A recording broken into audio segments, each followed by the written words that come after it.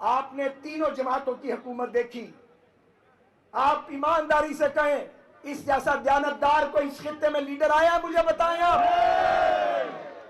ये एक middle class का जेन्युइन पॉलिटिकल कॉमरेड है। मेरे अजीजों, सियासत दौलत का नाम नहीं है। सियासत दौलत के बल पे खरीदी नहीं जा सकती। सियासत वफादारियां बदलने के नाम पर जीती नहीं जा सकती। सियासत करने का हक सिर्फ उन्हीं को है जो अपने नजरिए पर खड़े रहते हैं, अपने नजरिए पर जीते मरते हैं और जो दयानतदारी से काम करते हैं। हाफिज हफीजुर रहमान, हाफिज हफीजुर रहमान जिंदाबाद, ख्वाजा साद रफी जिंदाबाद। अब वक्त आ गया है कि इस खित्ते को इसके आईनी हकूक दिलाने के लिए पाकिस्तान की पार्लियामेंट कानून साजी करे। वक्त आ गया है कि तमाम सियासी कुव्वतें, मैं फिर कहूंगा, और रियासती अदारे इस खित्ते के मुस्तकबिल का फैसला करें। वक्त आ गया है कि अगर कोई ये कहे कि 5 साल में मैं आसमान से तारे तोड़ लाऊंगा, तो वो सच नहीं बोल रहा।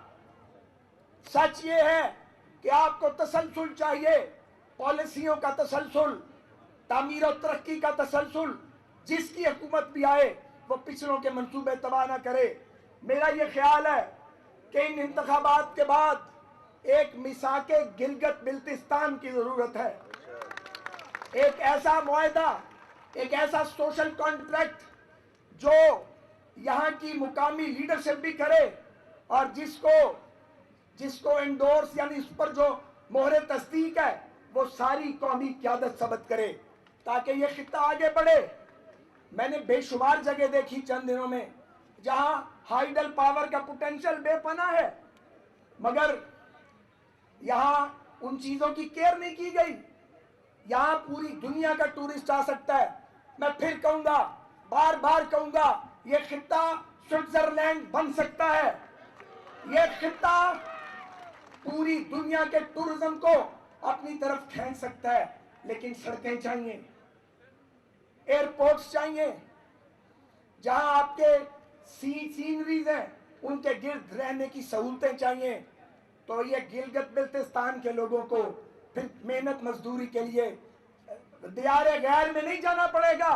बाहर से लोग आके यहाँ पे काम करेंगे, मेहनत करेंगे।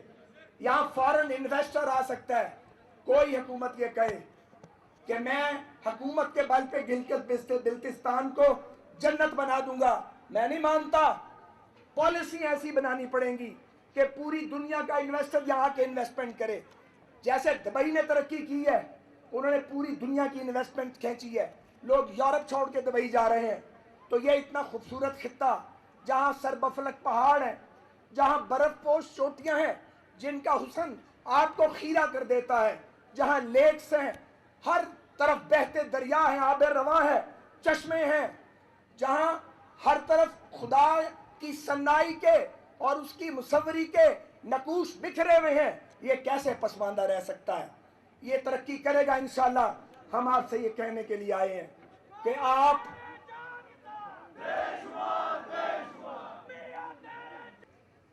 मेरे भाई और बहनों, ये बात नोट करने के काबिल है कि हमारे हाफिज हफीज साहब सिर्फ आपके असेंबली के मेंबर नहीं बनते, सिर्फ वजीर आला नहीं बने, ये मुस्लिम लीग नून की मरकजी क़यादत का हिस्सा हैं।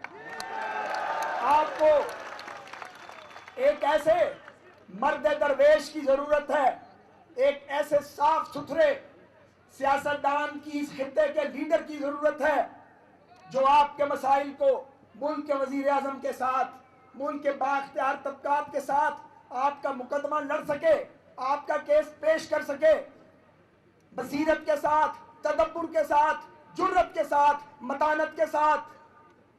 मैं आपसे दरखास्त करता हूं, मियां नवाज शरीफ साहब की जानिब से, मुस्लिम लीग नून की जानिब से और मुहिब्बान पाकिस्तान की जानिब से, पाकिस्तान के मुहब्बे वतन शहरियों की जानिब से कि गिलगित के गयूर और बाशऊर लोगों, वक्त आ गया है कि कि आप खोखले नारों का शिकार ना हो। दौलत की चकाचौंध किसी को हमें यकीनन मुतासर नहीं कर सकती। आप मुस्लिम लीग नून का साथ दें। मुस्लिम लीग नून इस जन्नत नजीर खित्ते को, इसकी तकदीर को बदलने के लिए एड़ी चोटी का जोर लगाएगी।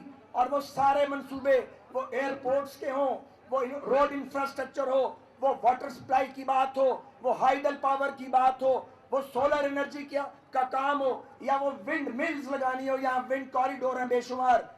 यहाँ पे इतनी एनर्जी प्रोड्यूस हो सकती है कि आपके अंधेरे भी छट सकते हैं और आपकी बनाई हुई बिजली मुल्क के दीगर हिस्सों को भी रोशन कर सकती है। लेकिन जरूरत है एक मुदब्बर क़यादत की। नाराबाज, एजिटेट करने वाले, रियासती अदारों पर हमले करने वाले या जमहूरियत का लिबादा पहनकर पाकिस्तान के बड़े शहरों को खंडर बनाने वाले, वो आपके मसले हल नहीं कर सकते। वो नहीं कर सकते। मैंने बार बार कहा है, तासुब की बात नहीं, काम की बात है। कराची और लाहौर का मुआवजा कर लें, आप फैसला करें। अगर आप कराची की तरह इसे इतने हसीन शहर को खंडर देखना चाहते हैं तो भी रास्ता और फैसला आपके पास है। अगर आप चाहते हैं कि इस खित्ते को लाहौर और पंजाब की तरह तरक्की दें तो फिर आपके वोट की ताकत आपके पास है। आप अपने इत्मीनान का वोट PMLN को दें, शेर को दें। हम इंशाअल्लाह ताला आपका ये कर्ज बमा मुनाफे के आपको वापस करेंगे। पाकिस्तान जिंदाबाद। आलो आलो आलो आलो आलो आलो आलो आलो। मेरे भाइयों, शेर का निशान पाकिस्तान की ताकत का निशान है। ये पाकिस्तान की ताकत है कि ट्रंप कहे इस्राइल को तस्लीम करो और पाकिस्तान ने साफ जवाब दिया है, एब्सोल्युटली नॉट इसको कहते हैं, एब्सोल्युटली नॉट इसको कहते हैं कि 1998 में सदर बिल क्लिंटन कहे नवाज शरीफ को कि ये $5 अरब ले लो, एटमी धमाका ना करो। लेकिन नवाज शरीफ ने कहा मैंने पाकिस्तान को महफूज करना है, मैंने गिलगित बल्तिस्तान को महफूज करना है, इन बच्चों को, नौजवानों को महफूज करना है। तो पाकिस्तान की ताकत का निशान शेर का निशान, शेर का निशान पाकिस्तान की तरक्की का निशान है। गिलगित बल्तिस्तान से, और मैं अपने रब के हुजूर खड़ा होके बड़ी आजिज़ी से यह दावा करूंगा कि गिलगित बल्तिस्तान से लेकर बलोचिस्तान तक, इन पहाड़ों से लेकर बहीरा अरब तक, पाकिस्तान की सरजमीन पर जो तरक्याती काम है उस पर शेर का निशान है। तो मेरे भाइयों, जो वादे पूरे होते हैं उस पर भी शेर का निशान है। ये वादे पूरे करने वाले लोग बैठे हैं आपके सामने। हाफिज हफीजुर रहमान, हाफिज हफीजुर रहमान, हाफिज हफीजुर रहमान, हाफिज हफीजुर रहमान, हाफिज हफीजुर रहमान को अल्लाह ने मौका दिया। उसने गिलगित बल्तिस्तान को वो तरक्की दी जो उससे पहले 70 सालों में नहीं मिली थी। आप उसके गवाह हैं। वो सड़कें बनी जो उन तमाम सालों में नहीं बनी थी और उसके बाद भी नहीं बनी, उसके बाद भी नहीं बनी और ना ही बनेंगी, क्योंकि ये अल्लाह ताला ने मोहम्मद नवाज शरीफ और उसके कारकुनों के हाथों की लकीरों में लिखा है कि इस मिट्टी की तरक्की इंशाअल्लाह पहले भी हमने की है, अब भी हम करेंगे। क्योंकि आपको यहां आएंगे ना